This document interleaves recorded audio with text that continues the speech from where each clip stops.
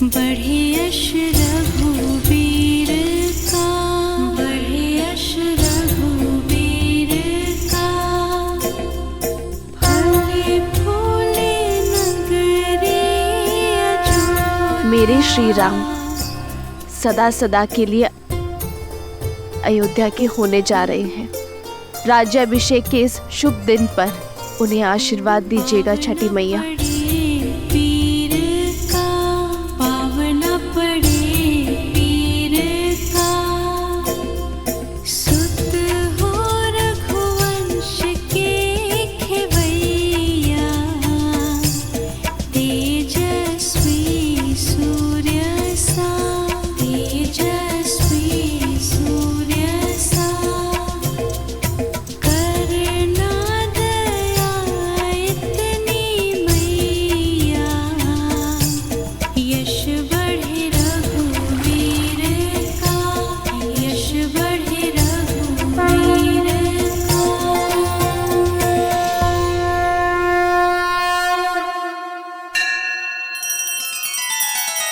श्री रामचंद्र कृपालु भजु मन हरण भव भय दारुणम। नव कंज लोचन कंज मुख कर कंज पद कंजारुणम। सिया राम, सिया राम, सिया राम, सिया राम, सिया राम, सिया राम। आओ राम, तुम्हारे लिए कलेवा परोस दिया है। तुम्हारा प्रिय दही भात और राजभोग सब है, ग्रहण करो।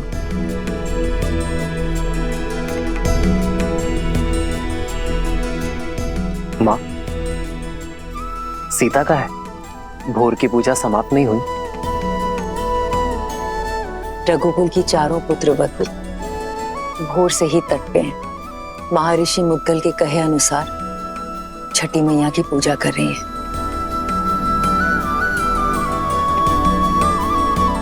कल तुम्हारा राज्याभिषेक है राम। कल के पश्चात बहुत से कर्तव्य, बहुत से दायित्व निभाने हैं तुम्हें। ऐसे में तुम्हारी अर्धांगिनी, तुम्हारी सीता, तुम्हारी शक्ति में भक्ति का बल डालने का प्रयास कर रही है। तुम्हारी लंबी आयु और अयोध्या के सम्मान के लिए प्रार्थना कर रही है। रघुकुल के दीप की सुरक्षा की प्रार्थना कर रही है। तब तो समय लगेगा माँ। कुछ खाया उन चारों ने? कहाँ? 12 प्रहर का उपवास है उनका, जो तुम्हारे राज्याभिषेक से पहले ही समाप्त होगा।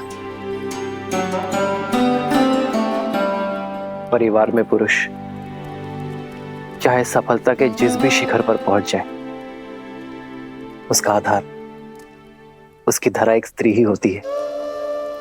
और माँ, घर की उन्नति में पति पत्नी दोनों ही भागी होते हैं ना, तो व्रत केवल स्त्री ही क्यों रखे?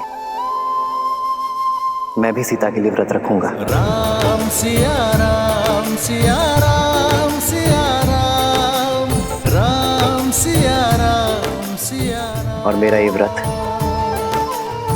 सीता के प्रति मेरे प्रेम और सम्मान का प्रतीक होगा। हाँ, मेरा राम जितना प्यारा पुत्र है, उतना ही उत्तरदायी पति भी है। राम सिया राम, सिया राम, सिया राम, राम सिया राम, सिया राम।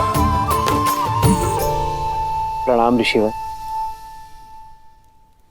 कल सुबह सूर्य की पहली किरण के साथ ही श्री राम का राज्याभिषेक होगा और श्री राम जैसा धर्मात्मा राजा पाकर ये धरा धन्य हो जाएगी।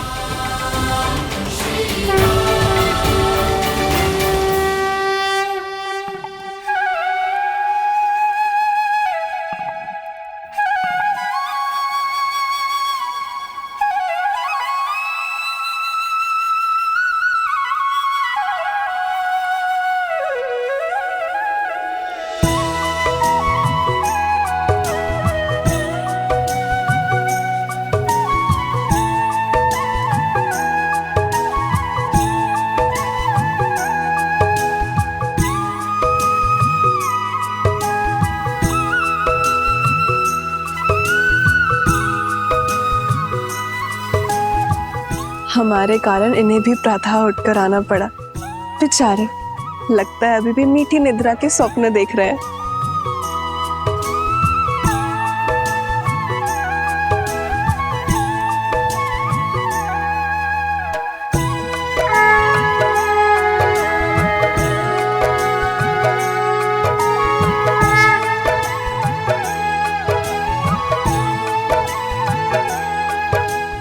तो छठी माँ की पूजा हम अपने बच्चों के लिए रखते हैं ताकि उनका जीवन सरल हो और कोई परेशानी ना हो।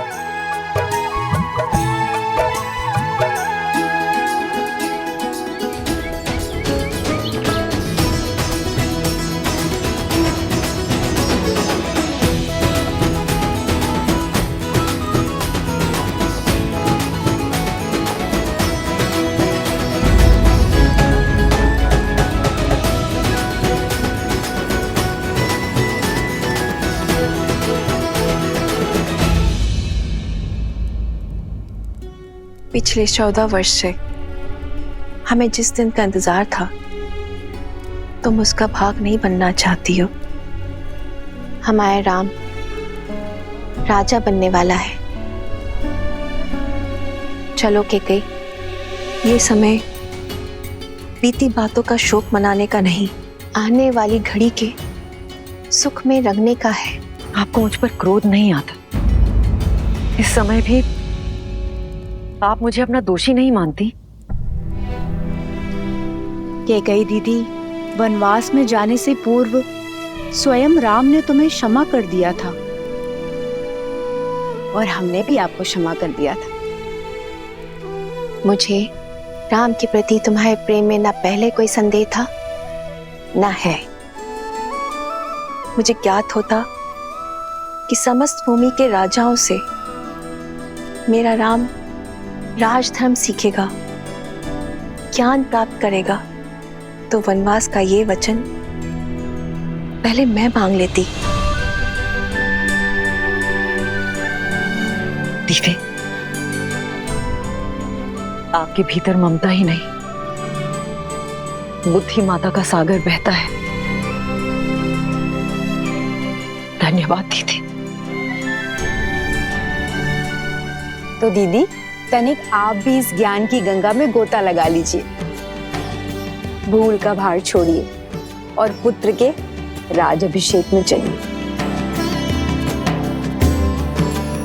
सियावर रामचंद्र की, सियावर रामचंद्र की, सियावर रामचंद्र की, सियावर रामचंद्र की।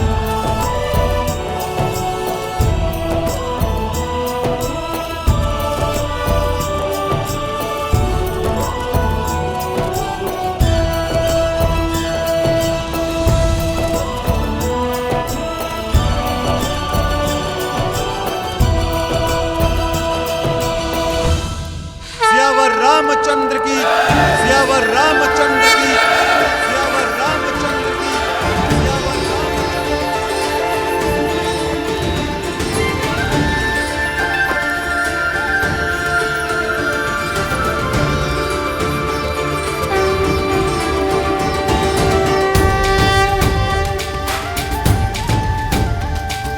श्री रामचंद्र कृपालु भजु मन हरण भव भय दारुणम्।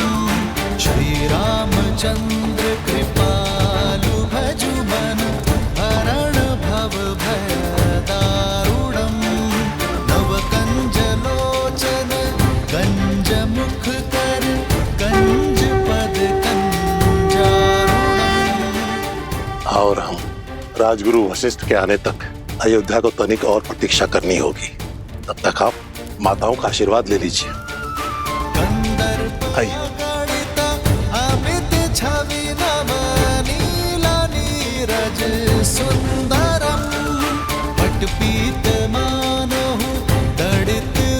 रुचि नौमि जनक सुतावरम्। श्री राम श्री राम, राम राम श्री राम, श्री राम श्री राम, राजा राम श्री राम।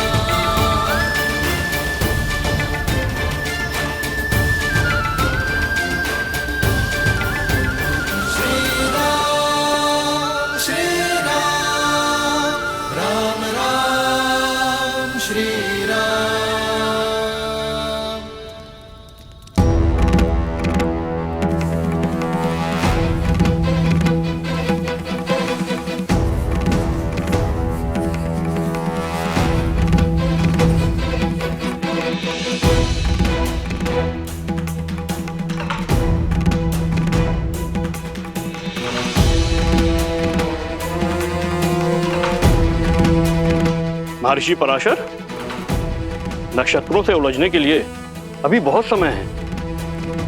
राज्याभिषेक में आपकी प्रतीक्षा हो रही है ऋषिवर।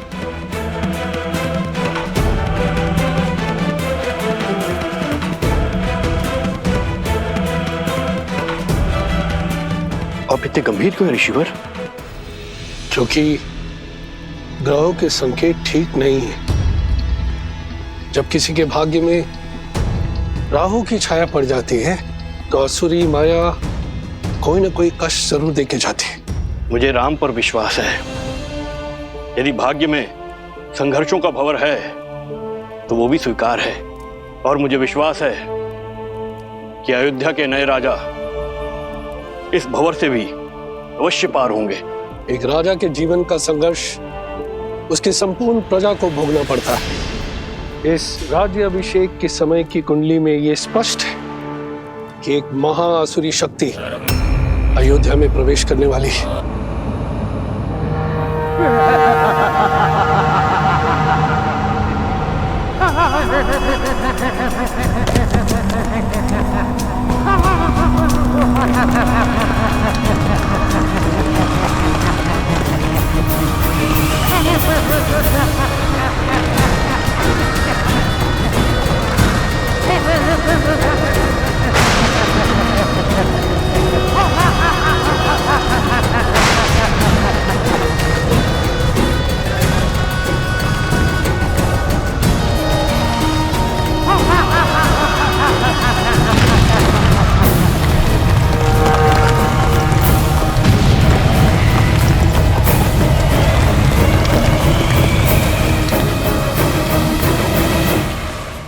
देवता सदा अयोध्या के आगे ढाल बनकर खड़े होते आए हैं ऋषिवर।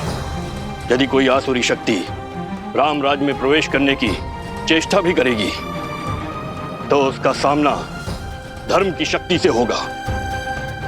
आप आइए और राम को आशीर्वाद दीजिए। शुभ घड़ी में कुछ ही समय शेष है।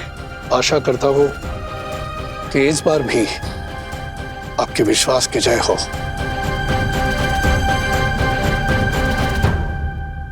आइए, चलिए।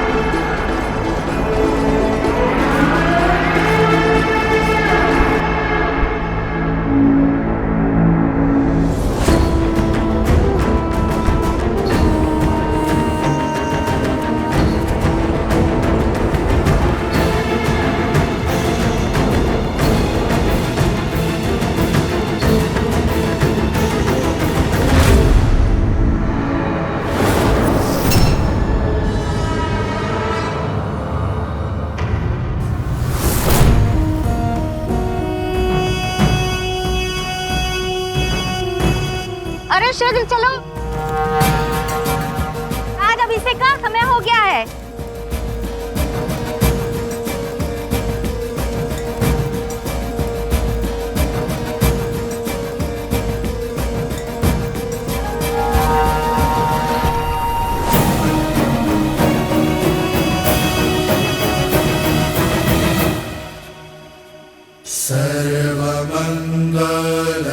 सर्वमंगलमांगल्ये शिवे सर्वार्थसाधिके शरण्ये त्र्यंबके गौरी नारायणी नमोस्तुते। माता, जीवन के पग पग पर आपने महादेव का साथ दिया है। आशीर्वाद दे कि वैसे ही मैं भी सदा अपने श्री राम का साथ दे सकूं। सुख दुख की हर घड़ी में मैं राजा राम की पत्नी के रूप में सभी दायित्व निभा सकूं। नमो नमः।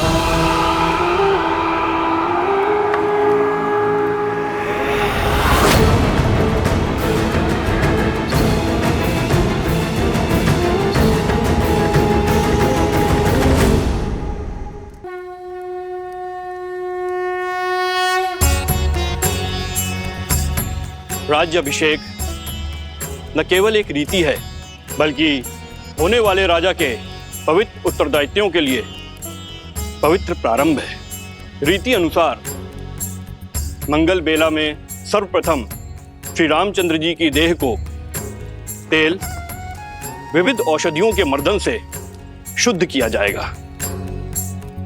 पृथ्वी, जल, अग्नि, वायु, इन 4 तत्वों के साथ आकाश तत्व के जुड़ने से इस तन का निर्माण होता है और इसमें सबसे अधिक रोग उत्पन्न होते हैं वायु तत्व के कारण।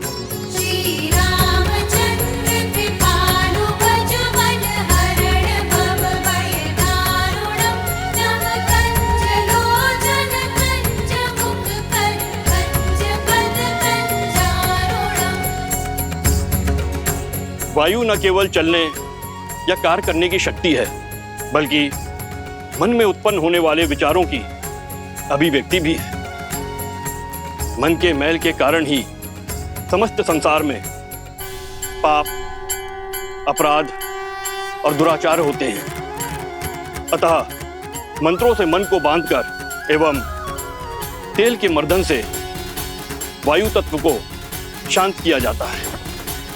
पश्चात यह मन स्वच्छ हो जाता है और जिस राजा का मन स्वच्छ हो वह धैर्य और सहनशीलता का पर्याय होता है।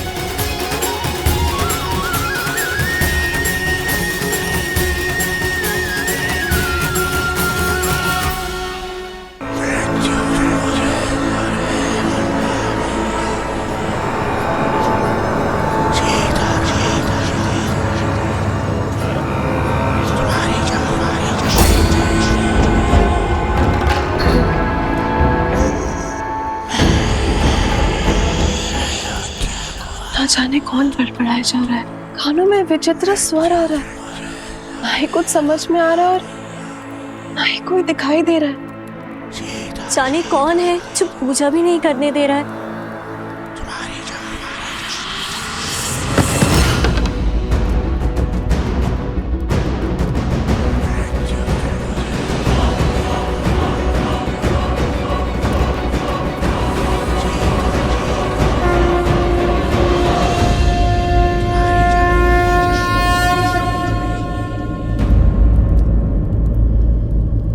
क्या हुआ उर्मिला, इतनी विचलित क्यों हो तुम?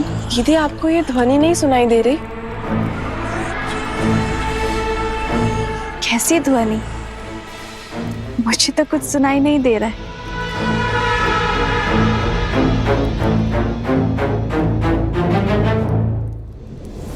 क्या ऐसे मेरी शक्ति, मेरी उपस्थिति का आभास तक नहीं है? क्या कोई हो सकता है इस संसार में जो सहस्त्रमुख रावण की शक्तियों से प्रभावित ही न हो?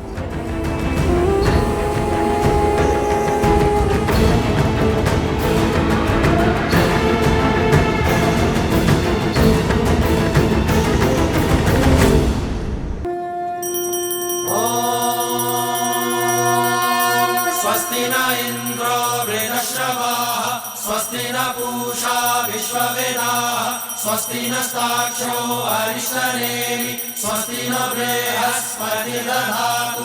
ओम शांति शांति शांति। तेल के मर्दन से वायु तत्व शांत हो जाता है। तन के साथ साथ मन भी स्वच्छ हो जाएगा, ताकि राजा सदा उचित मार्ग को चुने और धर्म का पालन कर सके।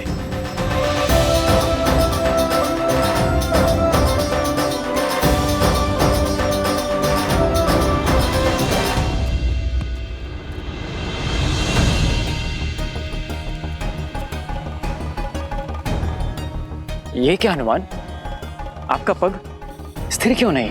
भैया, आप मुझसे पूछ रहे हैं? कारण तो आप ही हैं। मैंने क्या किया? भैया, आप तो भूल ही गए, जब मैं लक्ष्मण भैया के लिए संजीवनी बूटी का पर्वत उठाकर ले जा रहा था, आप ही का तो बाण लगा था मुझे। बस ऊपर आकाश से धरती पर धन से गिरा। भरत भैया, बड़ी विकट मोच आई थी मुझे इस पैर पे। परंतु उसके पश्चात तो आपने अपने बल और बुद्धि की पराकाष्ठा पार कर दी थी। पूरा का पूरा युद्ध लड़ा है आपने।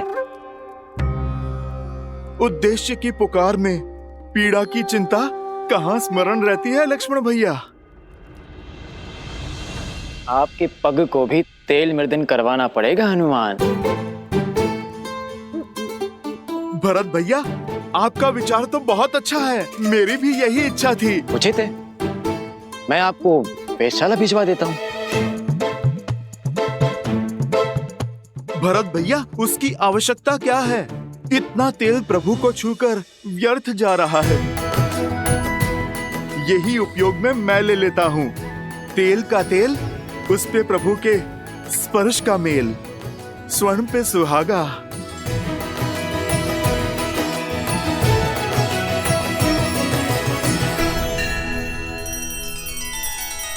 श्री रामचंद्र कृपालु भजु मन हरण भव भय दारुणम। नव कंज लोचन कंज मुख कर कंज पद कंजारुणम। सिया राम, सिया राम, सिया राम, सिया राम, सिया राम, सिया राम।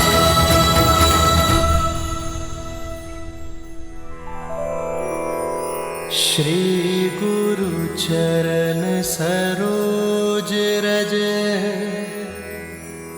निज मनु मुकुरु सुधारी।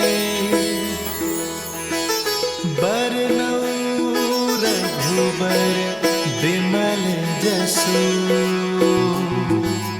जो दायक फल चारि। यही तेल प्रभु श्री राम को स्पर्श करके आया है, मेरे तन और मन को स्थिरता दे सकता है। समझ रहे हैं भरत भैया? सब समझ में आ रहा है लक्ष्मण। इनके पग की पीड़ा, इनके तन की अस्थिरता, सब बहाने हैं हनुमान के। सत्य तो ये है कि भैया के तन को स्पर्श करके आया हुआ तेल भी हनुमान के लिए प्रसाद है, पावन है। सच में हनुमान की भक्ति अनुपम है। पर ये तो कम है, अभी तो और अभिषेक होंगे। भैया को माटी भी लगाई जाएगी। क्या हनुमान वो भी अपने तन में मल लेंगे? कहीं यह विचित्र दृश्य ना प्रस्तुत हो जाए। उचित कह रहे हो शत्रुघ्न। भ्राताओ, बहुत बड़ी भूल हो गई हमसे। सीता भाभी माँ के साथ ही रखना चाहिए था हनुमान को। अब और न जाने क्या क्या खेल दिखाएंगे ये। भरत भैया, जो पहले ना हो सका वो अब भी तो हो सकता है। अर्थात? हनुमान जी, एक कार्य तो शेष रह गया।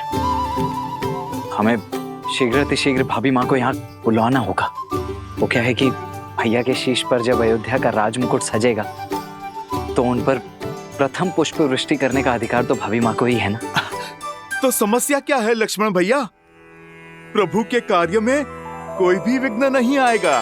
राम लखन सीता सहित हृदय बसहु सुरभि।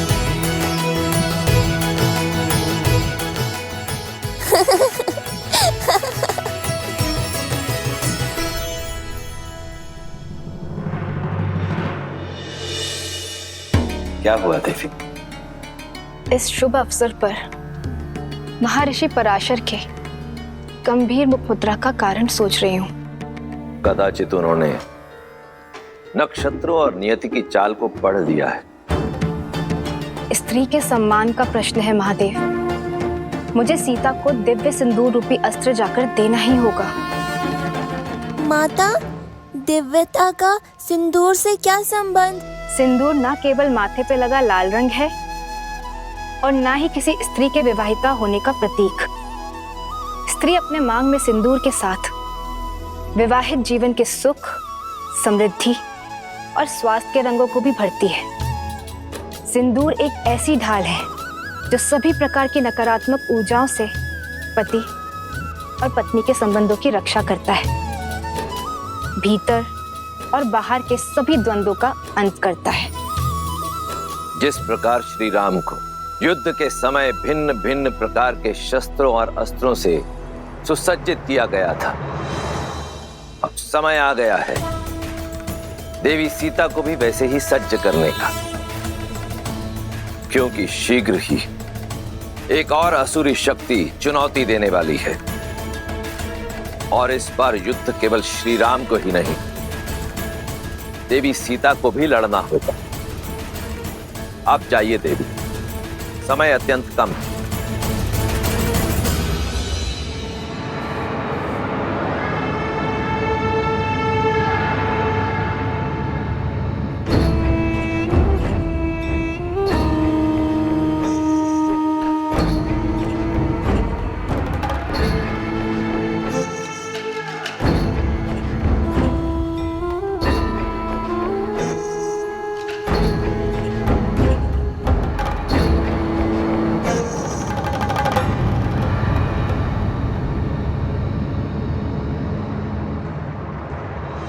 अद्भुत, अप्रतिम है ये सुंदरी।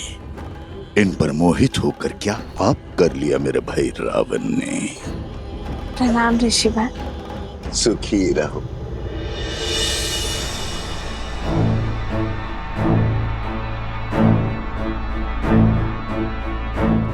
तुम्हारी सखिया कुछ विचलित लग रही है। हाँ ऋषिवर, इन्हें कुछ विचित्र स्वर सुनाई दे रहा है, किंतु मुझे कोई अनुभव नहीं हो रहा। अद्भुत।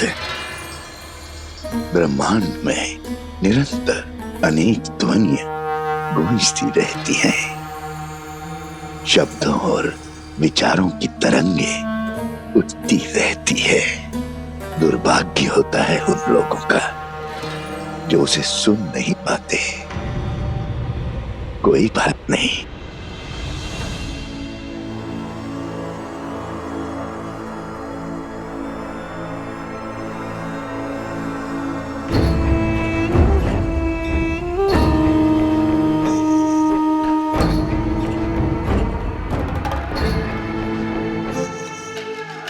मेरे हाथों से प्रसाद खा लो, सब सुनाई देगा।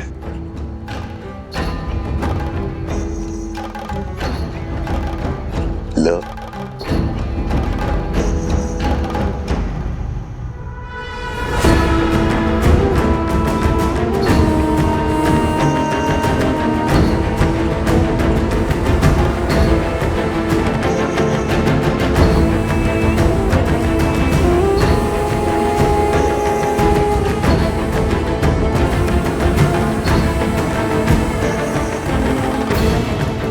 प्रसाद लेकर उसे ग्रहण न करना उसका अपमान होता है देवी। ग्रहण करो।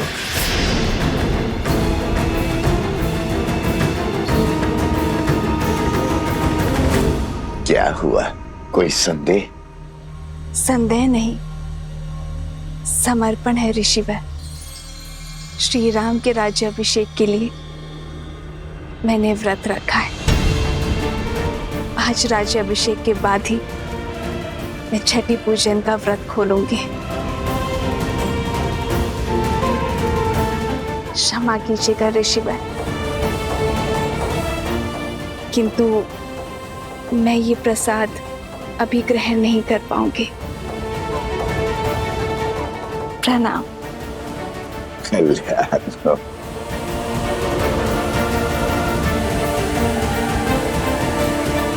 कल्याण हो।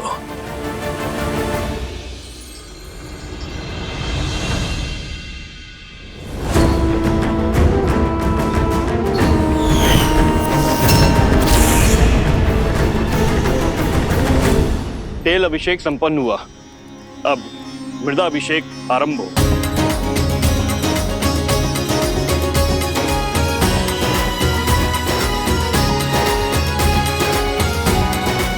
पर्वत पर देवताओं का वास होता है, इसीलिए पर्वत शिखर की माटी को राजा के मस्तिष्क पर लगाने से राजा की बुद्धि भी देवताओं की भांति तीव्र और दयालु होती है।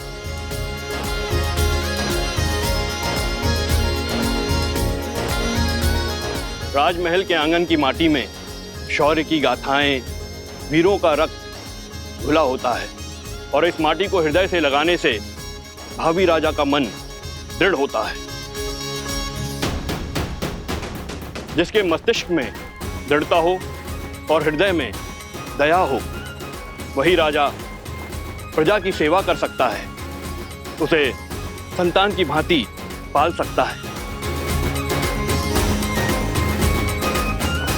जय श्री राम, जय श्री राम, जय श्री राम, जय। अच्छा हुआ लक्ष्मण, हनुमान को सीता भाभी माँ को लेने भेज दिया, अन्यथा हनुमान तो यहाँ माटी स्नान कर रहे होते अभी।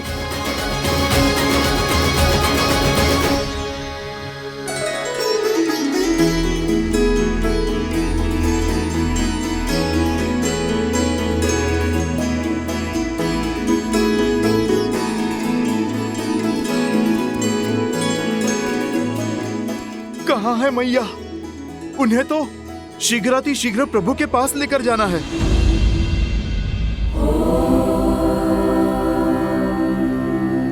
जगत पूजे, जगत वंदे, सर्वशक्ति स्वरूपिणी पार्वती देवी नमः।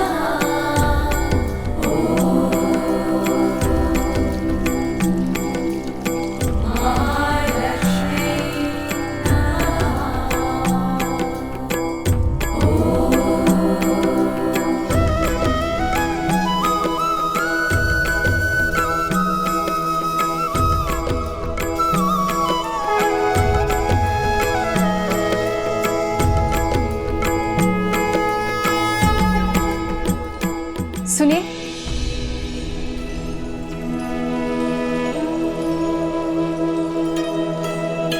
जी, ये आपके लिए है देवी।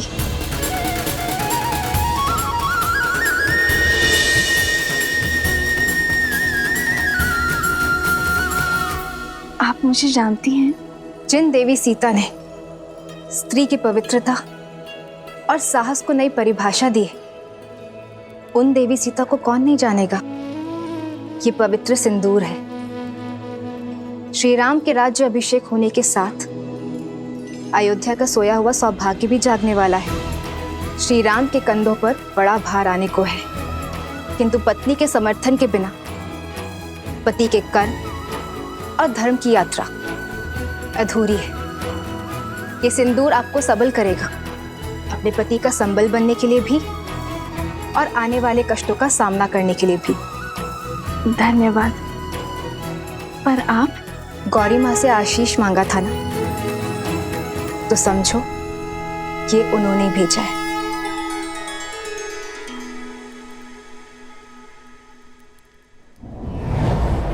सर्वमंगल मांगल्ये शिवे सर्वार्थ साधिके शरण्ये त्र्यंबके गौरी नारायणी नमोस्तुते, नारायणी नमोस्तुते।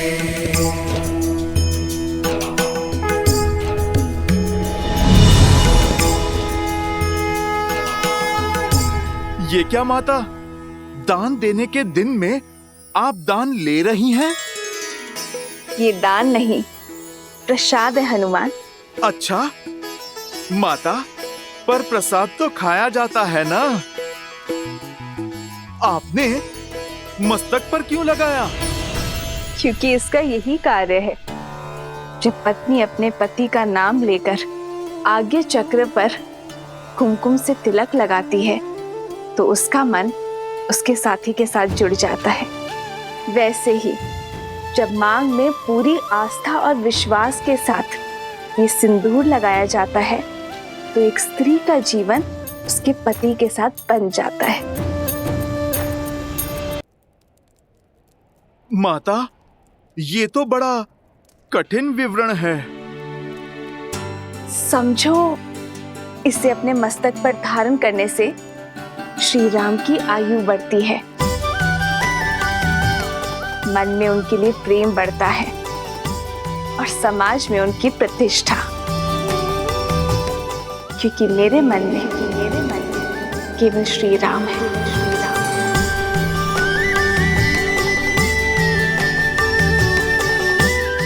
माता, आप मन मस्तक की बात करती हैं। इस भक्त के तो रोम रोम में प्रभु राम के लिए प्रार्थना उठती है माते।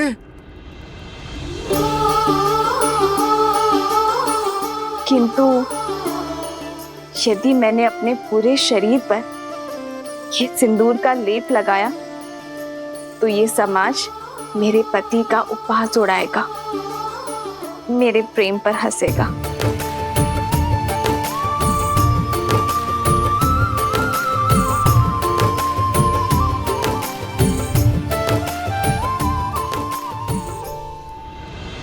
पंचगव्य अर्थात गौ माता से प्राप्त 5 उत्पाद दुग्ध, दही, घी, गौमूत्र और गौमेह, इन पांचों के स्नान से संपूर्ण देह शुद्ध हो जाती है और पृथ्वी तत्व भी शांत हो जाता है, क्योंकि गौ माता ही पृथ्वी का अन्य रूप है।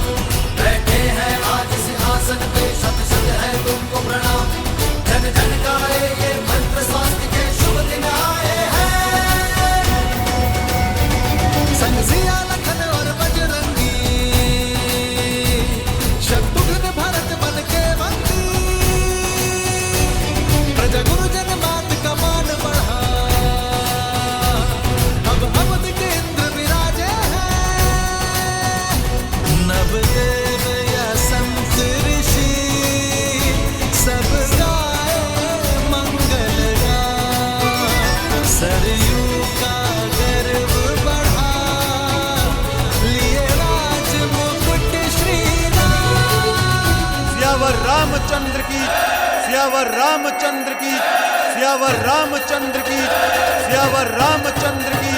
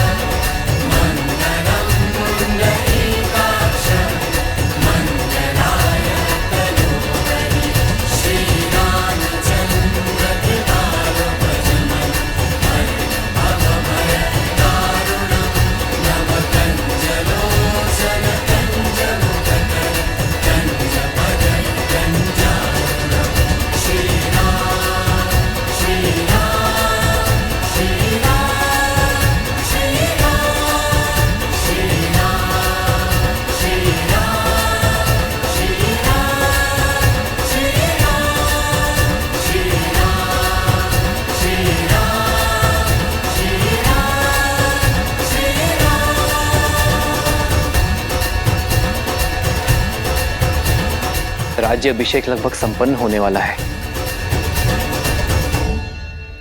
पर मेरा हनुमान नहीं दिखाई दे रहा। कहाँ है हनुमान?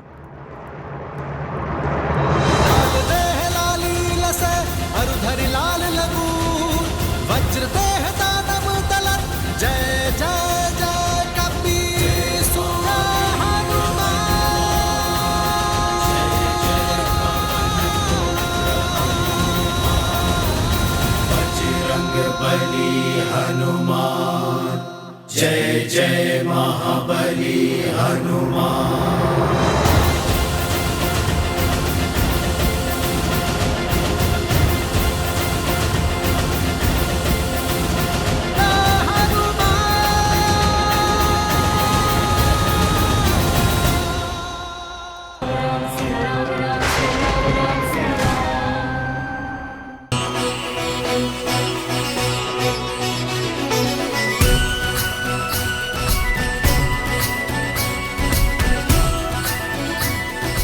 सियावर रामचंद्र की, सियावर रामचंद्र की, सियावर रामचंद्र की, सियावर रामचंद्र की।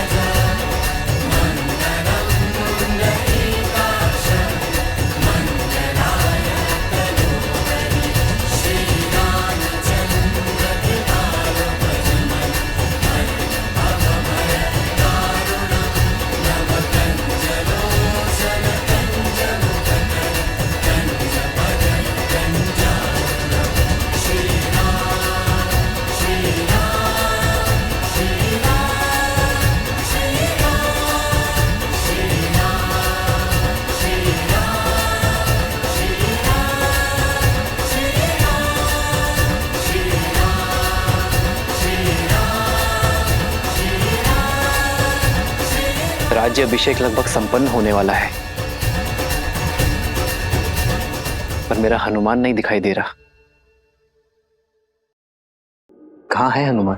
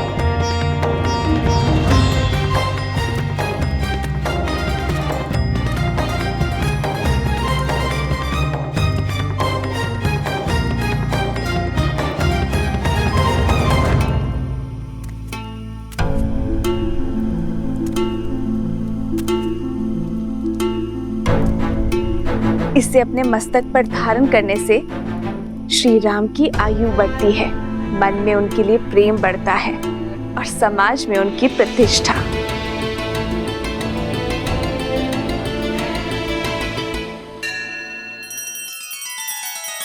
श्री रामचंद्र कृपालु भजु मन हरण भव भय दारुणम।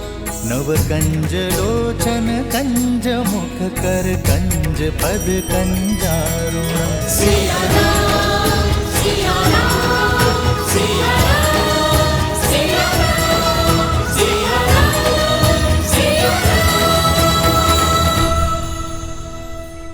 माता, आप चिंता ना कीजिए। ना मुझे किसी के ठाठ से अंतर पड़ता है और ना ही उपहास से। मेरे लिए मेरे प्रभु का जीवन, उनका सम्मान, उनका मुझसे प्रेम महत्व रखता है। माता, आपने तो मुझे अनोखा मार्ग दिखा दिया। आपके मस्तक पे एक चुटकी सिंदूर लगाने से मेरे प्रभु का सम्मान इतना बढ़ गया। तो माता, आप सोचिए, मेरे प्रभु का सम्मान और प्रभु का मुझसे प्रेम अब कितना बढ़ेगा। क्योंकि माता, मैंने तो अपने रोम रोम को सिंदूर के रंग से रंग लिया है। मैंने तो अपनी पूंछ का भी एक छोटा सा भाग भी नहीं छोड़ा। तो माता, आप बताइए ना, इस लाल देह से मेरे प्रभु का जीवन और कितना बढ़ेगा।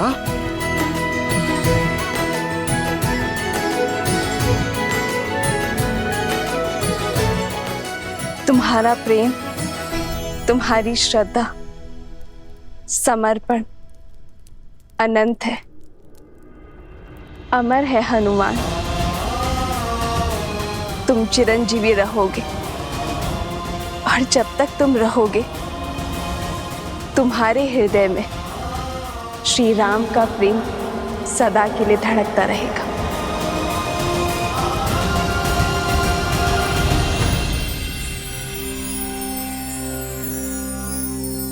श्री गुरु चरण सरोज रज, निज मनु मुकुरु सुधारी। बरनउँ रघुबर बिमल जसु, जो दायकु फल चारी।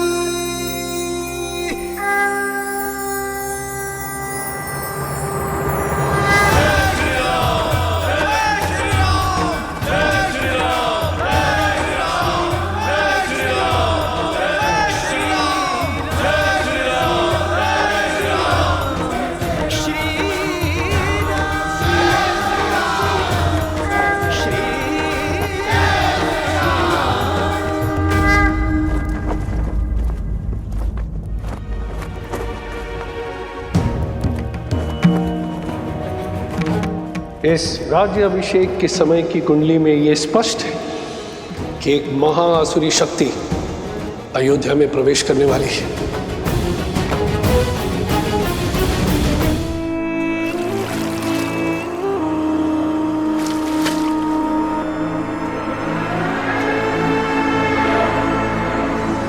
राम, न तुम जीते हो और ना ही ये युद्ध समाप्त हुआ है।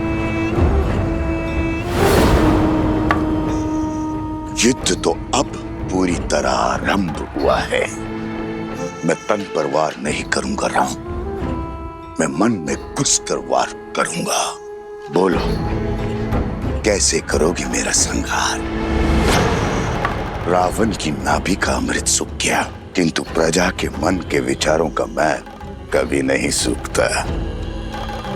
उसका सामना कैसे करोगे? कैसे करोगे अयोध्या की प्रजा का सामना राम?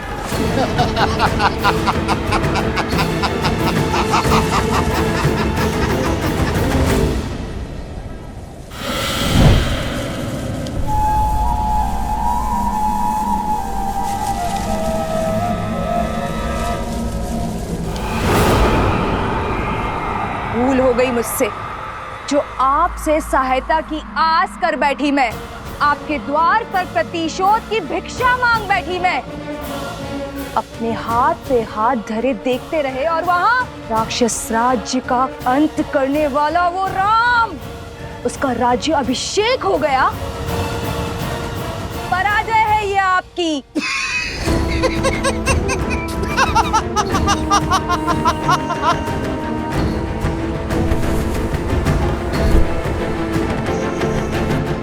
मैं जितना अधिक पराजित होता हूं, मेरा विजय पर उतना ही विश्वास दृढ़ होता जाता है। जानती हो असुर सदा पराजित क्यों होते रहते हैं? क्योंकि उन्हें अपनी शक्ति का तो बोध है, किंतु शत्रु की दुर्बलता का बोध नहीं है। राम का राज्याभिषेक उसकी दुर्बलता होगी।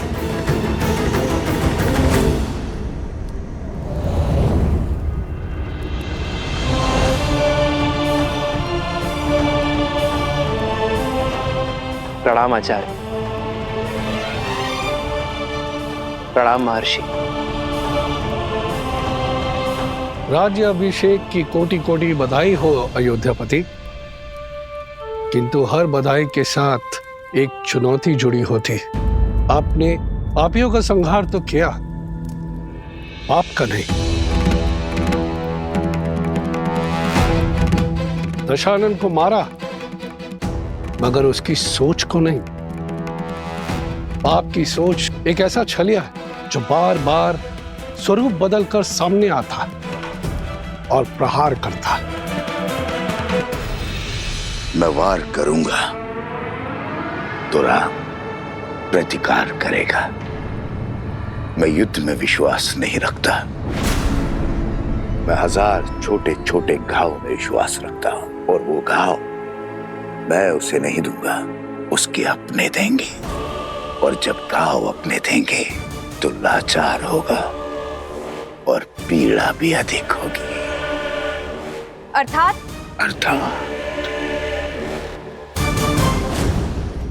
जब शत्रु वार करता है तो व्यक्ति दिल मिलाकर उसका प्रतिकार करता है, किंतु जब संतान वार करती है तो व्यक्ति घुट-घुट कर मरता है। अयोध्या की प्रजा को संतान मानता है ना राम। अब यही प्रजा उस पर वार करेगी। जिसने रावण से लंका का युद्ध जीत लिया, वो अयोध्या की प्रजा से युद्ध नहीं कर पाएगा। अब उस पर उसकी प्रजा से प्रहार करवाऊंगा। अयोध्या के भीतर एक युद्ध होगा जिसे अयोध्या हार जाएगी। अयोध्या की प्रजा के मन में इतना विष घोल दूंगा जिसे राम तो क्या, महादेव भी नहीं काट पाएंगे।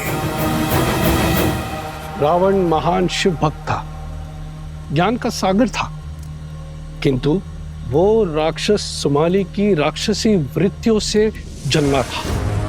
राक्षस सुमाली के अन्य पुत्र भी हैं श्री राम, जिनमें न रावण सा तप है और न ही ज्ञान है, तो केवल कुटिलता। क्षमा करें महर्षि, अयोध्या के उत्तर की ओर भरत भैया है, पूर्व की ओर लक्ष्मण भैया और पश्चिम की ओर मैं, और दक्षिण की ओर हनुमान जी हैं। हम 4 बलशाली अयोध्या के द्वारपाल हैं।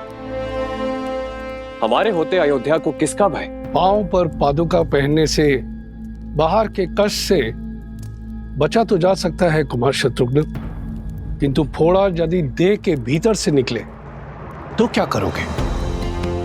जब अग्नि घर के भीतर ही लगी हो तो द्वार बंद करने से कोई लाभ नहीं होगा।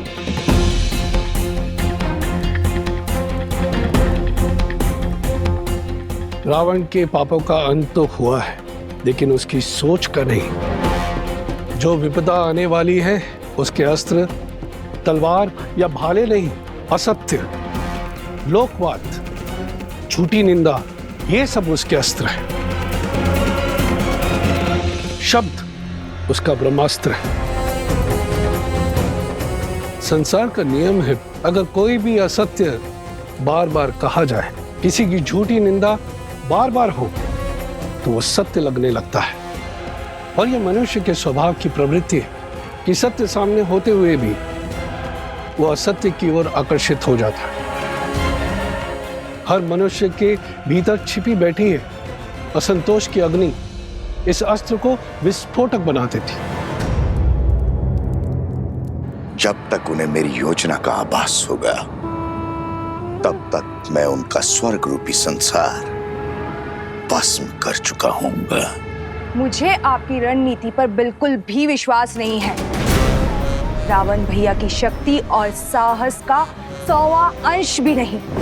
अपने शत्रु से 2-2 हाथ करने की स्थान पर जुआरियों की भांति कुचक्र रचना से अंत नहीं होगा उस राम का। शांत प्रिय बहन, शांत। मैं जानता हूं कि तुम्हें मेरी शक्तियों पर संदेह है, इसलिए तुमने अपनी सहायता के लिए किसी और को भी बुलवाया। कौन है वो? हाँ, मैंने सहायता के लिए निस्थल के राजा भस्कर्ण और उनके पुत्र संहादमन को बुलाया है।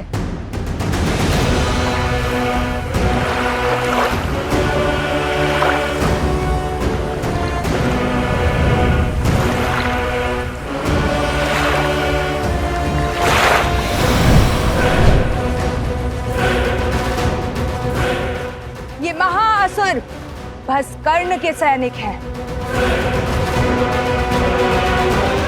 आप मेरे साथ? तुम्हारे महाराज को वरदान है कि जब तक वो जल में, वायु में या पृथ्वी पर खड़े होंगे, उनका वध करना असंभव है। हाँ।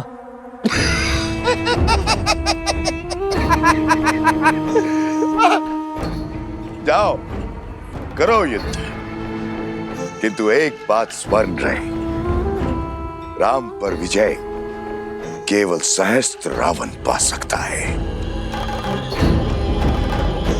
जाओ, अपनी योजना को आकार दो।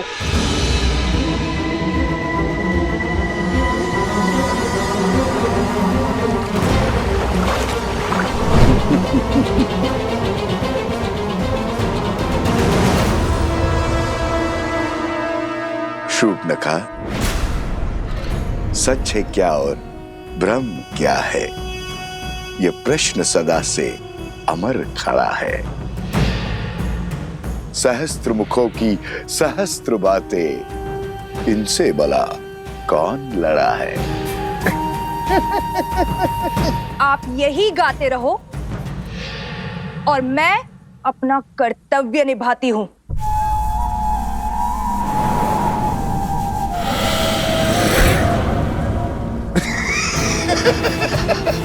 राम राज्य पर अनिष्ट की छाया तक नहीं आएगी महर्षि। ऐसी परिस्थिति आएगी ही नहीं कि कभी असंतोष अपने पैर पसारे। असंतोष ईर्ष्या से जन्म लेता है राजकुमार, और स्थिति से नहीं। संदेह नहीं है कि श्री राम राज्य को संतुष्ट रखने का प्रयास करेंगे, किंतु राष्ट्र के कोने कोने में सबको सुख और लाभ पहुंचाने में समय लगेगा, और झूठी निंदा, असत्य और संदेह के बीच फैलाने में नहीं। संदेह मन के किसी कोने में छिपकर घास के तिनकों की भांति तनिक सी निंदा से पोषित होकर बढ़ता रहता है, और हमारी अनुमति के बिना हमारी मति भ्रष्ट करता रहता है, और यही सहस्त्र रावण की शक्ति है।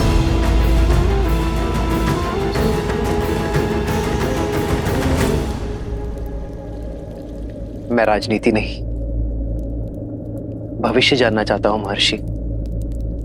क्या छुपा है भविष्य के गर्भ में? अव्यवस्था, अराजकता, विजय भी होगी, किंतु भयंकर पीड़ा और संघर्ष के बाद।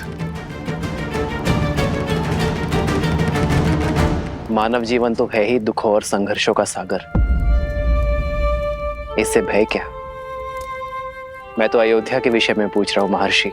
मैं भी अयोध्या के विषय में ही बता रहा हूं राजन।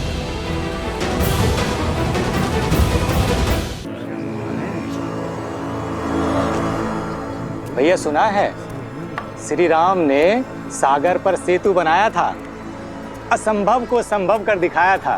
देवी देवताओं की विशेष कृपा है हमारे महाराज के ऊपर।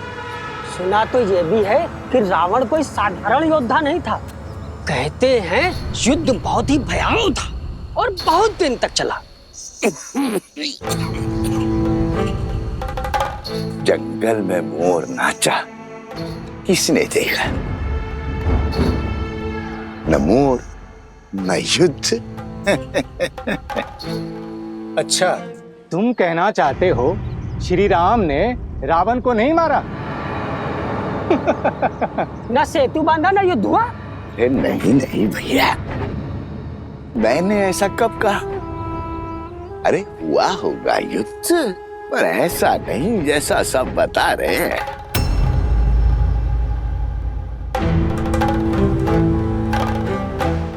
सागर तो पर्वत निगल लेते हैं, और उस पर यदि रावण इतना बलशाली था, 10 लोगों का स्वामी था, तो क्या वो सागर पर पुल बांधने देता? कदापि नहीं। तो क्या हमारे राघव असत्य कह रहे हैं? राम राम राम, ऐसा मैंने कब कहा भैया? अरे श्री राम गए होंगे लंका और रावण को ललकारा होगा, और रावण भी आ गया होगा रणभूमि में, और श्री राम ने एक बाण से उसका वध कर दिया होगा, बस।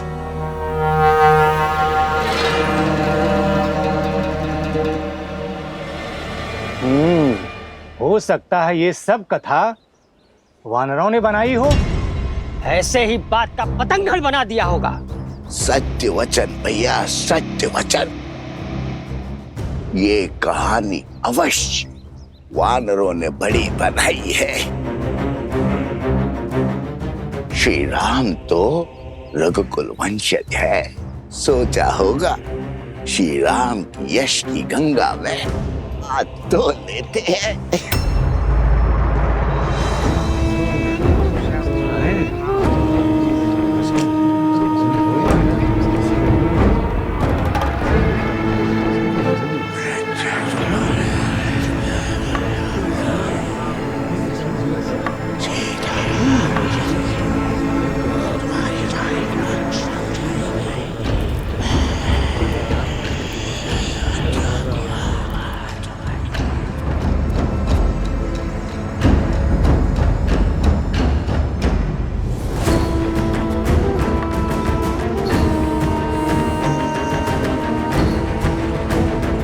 उपहास निंदा में बदलेगा और निंदा संदेह में। इस प्रकार सबके मन में संदेह रूपी सहस्त्र रावण फंस जाएगा, और संदेह से फैलेगा असंतोष। अब राम को मारने के लिए किसी शस्त्र की आवश्यकता नहीं।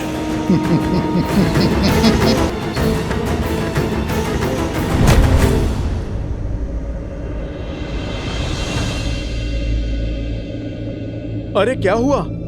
तुम सब इतने विचलित क्यों हो? राज्य में विचित्र सी बातें फैल रही हैं कि हम युद्ध की अनुचित कथाएं बता रहे हैं, असत्य कह रहे हैं। आप ही बताइए, हम प्रभु श्री राम के शौर्य का झूठा वृत्तांत क्यों सुनाएंगे? क्या आपकी वीरता कोई गाथा है? अर्थात पाप ने अपने पग पसारना आरंभ कर दिया है। कौन है जो इस असत्य का डंका बजा रहा है? मुझे उसे खोजना ही होगा।